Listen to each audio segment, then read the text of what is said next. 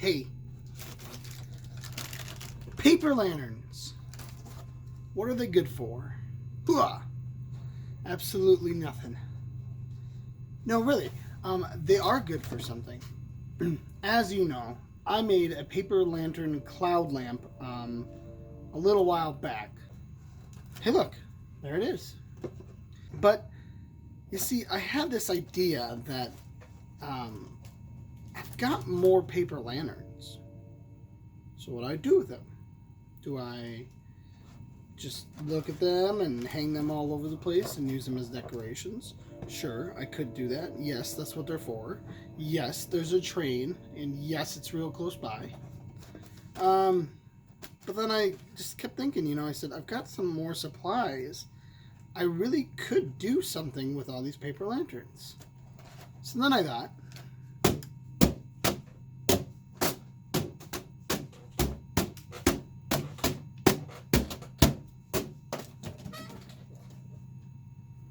okay, that's not really my idea. So what I realized when I was looking at my cloud light the other day is that I do like it and I do use it from time to time, but it's just not as cool as it could be. I'm going to make a brand new cloud light. This one's going to be different, much different. Maybe not much different. It's going to be different. What I'm going to do is I'm going to make a cloud lamp light that is wireless and responds to sound. Now, originally when I thought about that idea, I thought that I would not be able to do this for less than $100, but it's actually pretty reasonable. Online, I found out that you can get string lights like these that respond to sound. They are 33 feet, I believe is what they said, and I think that's per roll. And I don't think I'm going to even need that much. You can cut them to the length that you need, and they'll still work. So what these do is they have a little box here that's run by batteries, and it has a remote that comes with them. I bought these ones online for, I believe it was $13 or $14.99. Then I have this wireless speaker here that I got a little while ago that was, I believe, $18.99. So, realistically, someone could do this if you didn't have any of the materials for less than $50. Because if you got the same speaker I did, which is a X-Leader wireless Bluetooth speaker, the same string lights that I got, which I don't recall the name of, but they're just called sound-activated fairy lights. And a package of pillow stuffing, which is another $4 or $3. And the paper lanterns, which, depending on the size pack you can get them anywhere from $6 or $7 a pack to $18 a pack. I believe when I first bought the pack that I did, which is a pack of 30 of them, I believe I paid $17 or $18. But theoretically, one could do this all for less than $50. Before I bore you with all of the details, we're going to go ahead and go into the build tomorrow, which for you guys will be right away because of editing magic. The first thing you need to do is determine what size lanterns you want to use. I used one large one and two medium ones. The next thing you do is once you got them side by side, you're going to take a glue gun and put a little bit of glue in between two different ones. I did a lot of glue on this, probably way more than I needed to do. Once you've got a pretty good amount in between the two, you stand them up and put some glue along the bottom side as well to just allow it to adhere to more than one location and kind of form a strong bond. I squished them together just a little bit, applying just a little bit of pressure just so that they would stick together. Once I felt confident that they were stuck together well enough, I went ahead and just applied more pressure. You want to be careful not to bend the little metal rods that are in there because they're going to act as support for your cloud. You might not even need them in there, but I feel like that they help pretty well. Once you feel like you've got everything dry, go ahead and just repeat the process with the third ball or whatever ball you're going to do. I have seen people do cloud lamps up to 5 or 6 of the paper lanterns. For me, that was just getting a little bit too big, a little too much. So I stuck with 3. You'll see also that I have some string on the side here. That was to kind of tie everything together. And it did help a little bit here and there, but in the end, what ended up happening is that it just started pulling the metal structures out, and I ended up cutting it off and removing it anyway. So once I felt like everything was pretty well and dry, I just took some extra glue and I put it in between all the different sides of the lanterns, so that way I can make sure that I had a really nice tight bond. And you can kind of see here that the string is just still holding them together and it gets in the way. So this is the structure that I ended up with, and I felt like it was pretty good. So the next thing I do is I'm talking here about a speaker that I bought. This particular one that I bought was $17 or $18 online. It has wireless capability and it also has Bluetooth. I'm talking now about how I wasn't sure how I was going to keep it charged if I had to put it inside the lamp. What I ended up realizing I could do is I glued a paper plate to the inside of the paper lantern in the middle. That acted as a base so that nothing will fall at the bottom. And I put a hole through the back of the cloud where nobody will see. And that allows me access inside the lamp so I can remove the speaker and the light box whenever I need to change batteries or charge it.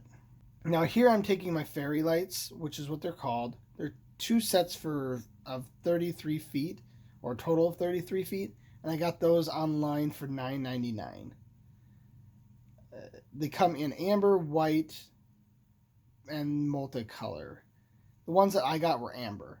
Basically all you do is you put the box inside the middle lantern, and then you just feed as much of the light in as you can until you reach the end. You will get tangles along the way, and it's a little bit frustrating. Once I got everything inside the lantern, I went ahead and I just poked a hole through the side into the right lantern, and I fed the lights through and bundled them up. Then I took the same string and I brought it all the way over to the left lantern and I bundled them up. And then anything that was remaining, I just put in the middle of the lantern. Once I started the fluffing process, which takes the longest, all you really do is you put a little bit of glue on your lantern at a time, and you take some fluff and push it down onto that part of the lantern. You want to go pretty quick because it does dry, unless of course you have the slow setting glue, which I've never used before, so I don't know how well that works. I just take each section at a time and put a little bit more glue on, and then take the fluff out of the bag and put it on. I did notice that if I rub together some of the fluff, it actually forms a tight bond, and I'm able to put on better looking pieces as I go along that don't flake off or fall off. I do highly recommend, if you have any children or animals in the house, that you make sure you pull on any of the fluff that appears to be loose. That way it doesn't just fall off the lamp as time goes on. Another suggestion somebody made is using adhesive spray and spraying the fluff. It does seem like that's a pretty popular thing for people to do, is to use that spray adhesive on these. I really like how it turned out. There's a few things that I maybe would have changed in the future if I ever do another one, which I probably won't, because who really needs 3 cloud lights? But it really turned out just as well as I hoped it would. So I will kind of explain it a little bit. So this is what it ends up looking like when it's hanging up somewhere. Now I have some brown string right here because I don't have any fishing line right now, but I plan on getting some. Now, one of my problems that I was going to have is that I needed to be able to charge the speaker and change the batteries. So what I've done, I have a hole in the back of the lamp right here that you can't, this is the other lamp. I have a hole in the lamp that you can't see from one side from where I'll hang this up. That allows me to get inside of here, and I'm able to actually grab the box for the lights. And I'm able to put the speaker in and out of there. So I'm going to take my speaker, I'm going to put it on the inside of my cloud. We're going to turn on our lights, then activate the thunderstorm playlist.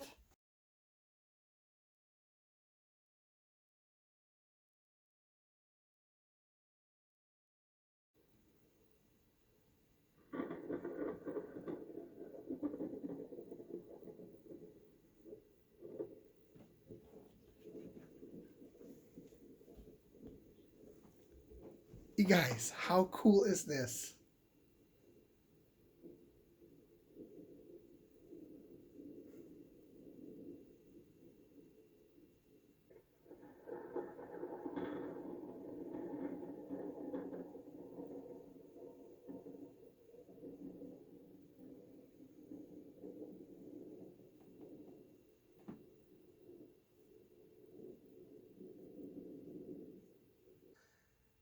It really turned out so well. And I can't wait to see all the different things that I can do with this. It's going to be really cool to see all the different types of ways that it responds to different music. And there's a lot of different modes on here too. I haven't really played around with those yet, but it's on mode 4 right now. This is mode 3. I don't know if that's responding differently. Mode 2 is this one here, and this is mode 1. Maybe the different modes are sensitivities. I don't know, but it also has just preset modes as well, where I can like have it fade, and I can have it twinkle, and I can have it really strobe. Hey guys, so I'm somewhere else filming right now to film my outro because I forgot to film the outro. And I have to avoid copyright issues due to some music currently playing upstairs. So, as I said, my light turned out as well as I hoped it would, and I am really excited for all the things that I can do with it. I hope you enjoyed the video. I hope you make your own. I think it's really cool.